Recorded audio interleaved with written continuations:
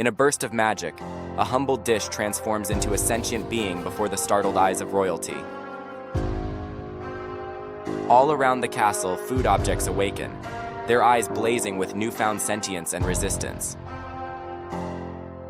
The princess discovers her newfound ability to communicate with all food items, their voices echoing in her mind. The advisors debate fervently, torn between quelling the food rebellion and seeking a peaceful solution.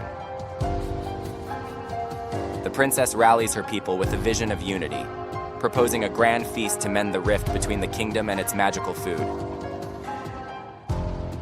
The banquet hall is a spectacle of wonder, with food creations that seem to pulse with emotion and intent. An envious figure plots in the darkness, his schemes threatening to undo the fragile peace between food and kingdom.